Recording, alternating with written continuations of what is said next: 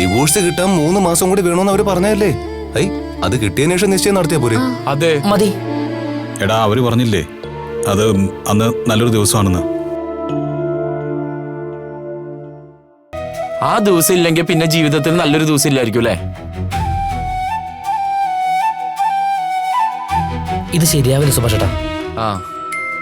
എന്ത് വർത്താനം നിങ്ങൾ ഈ പറയുന്നേ? ഞാൻ കല്യാണം കഴിക്കാതിരിക്കുന്നതിലായിരുന്നല്ലോ നിങ്ങളുടെയൊക്കെ പ്രശ്നം. ഇപ്പൊ കഴിക്കാൻ തീരുമാനിച്ചപ്പോ അതും കുഴപ്പമായോ?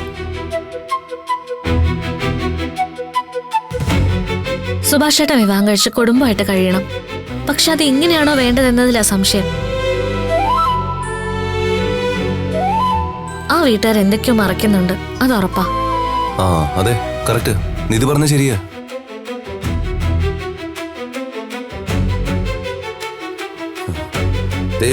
സുഭാഷ് ചേട്ടാ, ചേട്ടൻ ഏതോ കെണിയിലേക്കാണ് പോണെന്നാ എനിക്ക് തോന്നുന്നത് കേട്ടാ.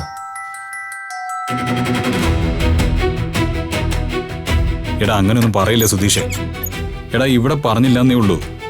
ഞാൻ ആ ബ്രോക്കറുമായിട്ട് വിശദമായിട്ട് സംസാരിച്ചതാ. ആ പെൺകുട്ടിയെ നേരിൽ കണ്ട് എല്ലാ കാര്യങ്ങളും വ്യക്തമായിട്ട് തുറന്നു പറയുകയും ചെയ്തു. എന്താടാ ആ രണ്ടാം കെട്ടുകാരിയ ഭാര്യയായിട്ട് നീ അങ്ങ് തീരുമാനിച്ചോ? അതെ അച്ഛാ. എടാ നിനക്കെന്തിനാണ് ഇങ്ങനൊരു കല്യാണം? അവള് നിന്നെക്കാളും മൂത്തതല്ലേ? അക്കാര്യങ്ങളൊക്കെ ഞങ്ങൾ സംസാരിച്ച് തീർത്തതാ. ഇനിയിപ്പം നമുക്ക് അതിനെക്കുറിച്ചൊന്നും സംസാരിക്കണ്ട. സുഭാഷ് ചേട്ടാ, ഡിവോഴ്സ് പോലും പ്രോപ്പർ ആയിട്ട് കിട്ടിയിട്ടില്ല. അത് കിട്ടിയതിനു ശേഷം നമുക്ക് നിശ്ചയം നടത്താന്നേ. എന്തിനിപ്പോ ഇങ്ങനെ ധൃതി പിടിക്കണേ?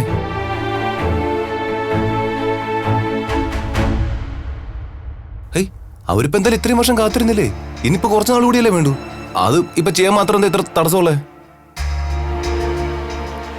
എടാ ഭാസ്കരൻ കുറെ ആളുകളെ കണ്ടിട്ടുള്ള ആ അനുഭവം വെച്ച് പറയാ. ആ കുടുംബം പെശക.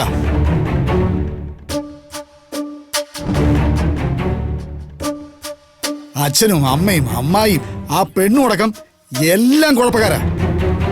ഓർമ്മ വെച്ചോ നീ.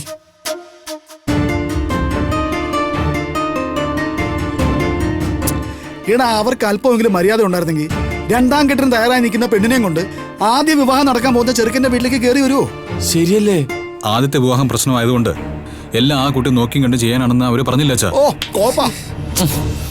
എടാ നീ ആദ്യം നോക്കിയും കണ്ടും കാര്യങ്ങൾ ചെയ്യടാ കഴുതേ. കല്യാണം നടക്കുന്നില്ലെന്ന് വിചാരിച്ച് എവിടെയെങ്കിലും കൊണ്ട് തലവെക്കാന്നാണോ?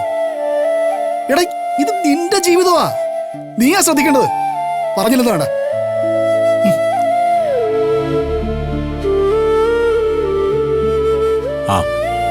അച്ഛൻ അങ്ങനെയൊക്കെ പറയും, നിങ്ങളത് കാര്യമാക്കണ്ട. അതെ.